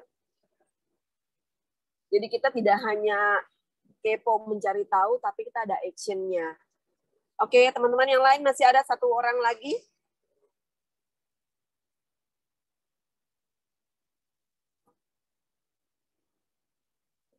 Kalau sudah tidak ada, saya kembalikan ke Kak Lea. Ya, baik. Terima kasih buat kesaksian dari Nita, juga Roni yang boleh memberkati kita sekalian malam hari ini. Dan mari rekan-rekan dewasa muda, kita belajar kepada pribadi Yesus yang sangat-sangat care ya, sangat peduli. Bahkan ya kalau ada kata lebih daripada sangat, ya lebih daripada itu ya, sehingga saya kalau membaca Matius 9 ayat 35-37, wah luar biasa Yesus itu. Pada saat dia berjalan pun dia bisa berkata, mereka lelah seperti domba yang tak bergembala. Wah itu kepedulian yang luar biasa. Membaca tatapan mata aja udah bisa tahu, ya. Dan apa yang disampaikan daripada Roni tadi kesaksiannya, ya betul-betul orang itu bermisi, ya positifnya. Ya, dia bermisi lewat dia punya kepedulian gitu ya, sehingga orang mulai tertarik gitu. Andai kata memang ini adalah orang yang tidak punya dasar dan sebagainya, wah ternyata betul-betul mereka luar biasa ya gitu. Ya puji Tuhan, kiranya materi malam hari ini boleh memberkati kita sekalian. Tapi yang jelas materi ini bukan hanya sekedar untuk kita ketahui, tapi ini adalah perlu suatu aplikasi dalam kehidupan kita. Mulai malam hari ini kita bisa membedakan apa itu kepo. Kalau kepo dalam hal negatif sekali, saya rasa saudara udah tahu. Tapi terkadang dalam hal-hal yang rohani, ternyata kita juga cuma kepo. Kita nggak berusaha untuk peduli gitu. Oh begitu ya, oh iya ya. Tetapi nggak ada suatu action, nggak ada suatu tindakan nyata. Ya, sedangkan care atau kepedulian itu dasarnya pasti kasih. Tidak ada kasih yang tidak pernah ada suatu tindakan, suatu perbuatan, dan tidak ada kasih yang tidak memberi. Ya, jadi itu setelah yang dikasih oleh Tuhan, mari kita akhiri persekutuan dewasa muda malam hari ini. Dan pada saat malam hari ini ada yang baru pertama kali hadir. Kalau saya melihat dari daftar nama ini nggak ada ya. Bisa dibantu rekan-rekan pengurus? Ada Luis tadi ya, Luis. Kalau Luis udah lama ya? Udah ya. Ya, maksudnya gabung di Zoom. Udah pernah sepertinya ya. Jiwa baru maksud saya, jiwa baru. Ya. Belum ada, Kak.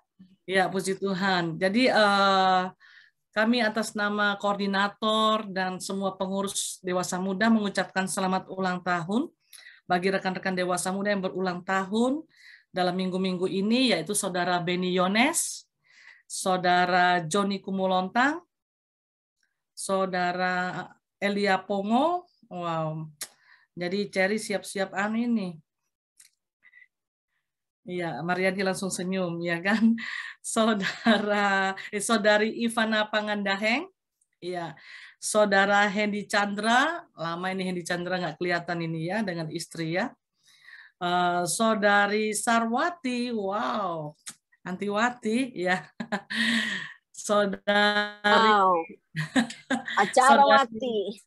Nanti saya kasih bocoran Mariani kalau ada acara.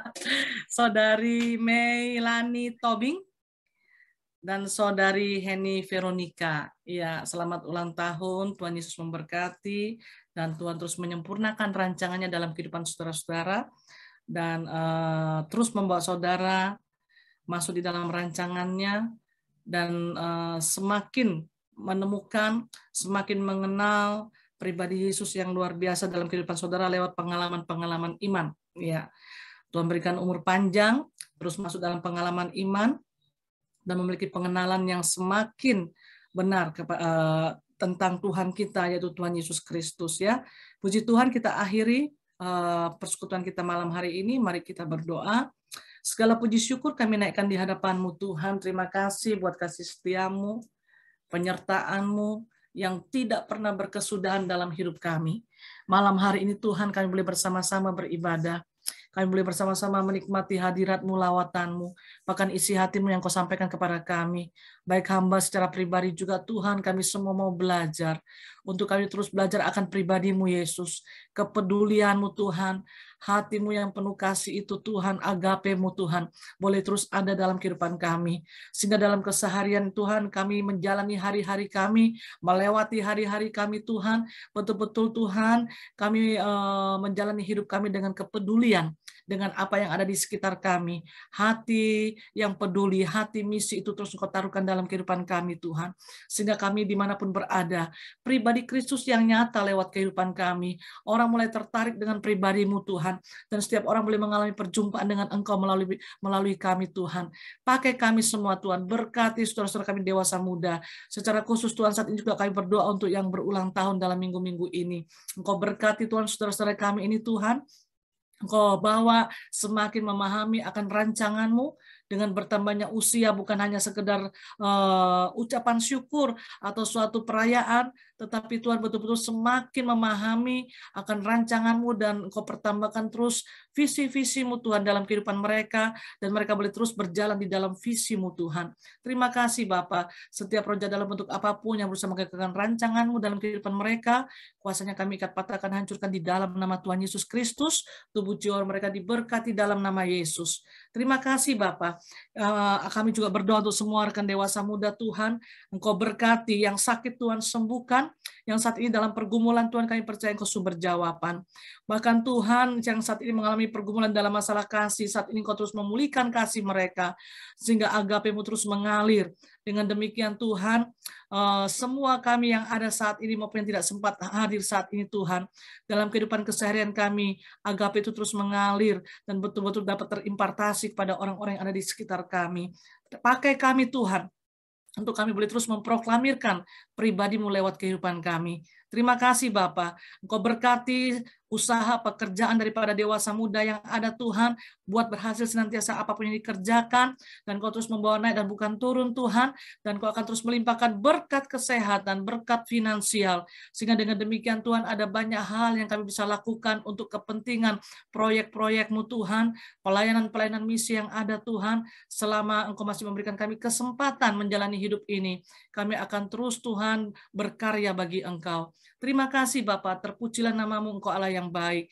Berkati juga saudara kami Dharma Tuhan, Engkau terus memberikan kekuatan, penghiburan, terus menaruh pengharapannya kepada Tuhan Yesus Kristus, dan kami percaya Tuhan lewat pengalaman iman yang terjadi, membawa Dharma untuk semakin dewasa rohani di dalam Engkau, dan semakin intim dengan pribadi-Mu, semakin mengenal pribadi-Mu Tuhan. Berkati juga saudari kami Rahel Tuhan, Tuhan kiranya Engkau berikan kekuatan senantiasa, dengan kondisinya saat ini yang lagi diopname juga Tuhan, kiranya Engkau melawat Tuhan, dan Engkau kiranya terus menyatakan isi hati-Mu, sehingga Tuhan Rahel tidak pernah menjadi putus asa, tapi tetap kuat di dalam Engkau, tetap mensyukuri segala sesuatu yang terjadi, dan tetap percaya bahwa Engkau adalah Allah yang baik, sungguh baik dan sangat baik. Berkati juga Nona Tuhan yang mendampingi, berikan kekuatan ekstra, juga kesabaran Tuhan dalam mendampingi, dan kami percaya Engkau akan terus memberikan kemampuan kepada Nona untuk terus boleh mendampingi dan mensupport akan adiknya Rahel Tuhan. Terima kasih, berkati dokter yang menangani, berikan hikmat-Mu Tuhan, sehingga semua tindakan yang akan dilakukan tepat sesuai dengan tuntunan daripada Tuhan. Obat-obatan yang dipakai Tuhan, Kau berkati menjadi suatu sarana bagi proses pemulihan kesehatannya Tuhan. Di dalam nama Tuhan Yesus Kristus, roh jahat yang berusaha merampas damai sejahtera dalam kehidupan mereka, juga Tuhan berusaha menggoyahkan iman mereka, kuasanya kami ikat patahkan, hancurkan di dalam nama Tuhan Yesus Kristus. Terpujilah nama-Mu Tuhan, Engkau Allah yang baik. Kami mengakhiri ibadah kami malam hari ini, dan kami juga berdoa untuk semua pengurus dewasa muda yang begitu setia melayani Engkau Tuhan, mengasihi Engkau, Engkau pakai di dalam pelayanannya, pertambahkan senantiasa hikmat pengurapan-Mu, sehingga Tuhan semua pelayanan mereka Tuhan, semuanya Tuhan Engkau telah memperhitungkannya, dan kami percaya Tuhan semua kami Tuhan yang tidak ada satupun yang Kau lewatkan malam hari ini, semua jerih lelah kami tidak akan pernah menjadi sia-sia Tuhan. Terima kasih buat kesempatan yang Kau berikan kepada kami. Kami akhiri persekutuan kami malam hari ini. Kami terus memberikan kesempatan kepada Allah Roh Kudus untuk Kau terus boleh berkarya dan menyatakan isi hati-Mu kepada kami. Di dalam nama Tuhan Yesus Kristus, semua panah api serangan balik daripada si jahat yang tidak suka akan komitmen kami terhadap Engkau, panah apinya terhadap kehidupan kami secara pribadi, terhadap usaha pekerjaan, terhadap pelayanan kami patahkan kuasanya, hancurkan di dalam nama Tuhan Yesus Kristus. Tutup bungkus kami dengan kuasa darah-Mu, masukkan kami dalam terang api kemuliaan-Mu Tuhan, sehingga kami boleh terus berkemenangan bersama dengan Engkau. Di dalam nama Tuhan Yesus Kristus kami berdoa mengucap syukur. Saudara-saudara yang dikasihi oleh Tuhan, terimalah berkat dari Allah Bapa dan Tuhan kita Yesus Kristus, serta dalam persekutuan Roh Kudus-Nya, ada menyertai kita sekalian, memberikan hati yang bijaksana kepada kita sekalian, dan membuat berhasil akan apapun yang kita kerjakan, mulai saat ini sampai Tuhan Yesus datang kembali. Amin. Puji Tuhan. Tuhan Yesus memberkati. Selamat malam.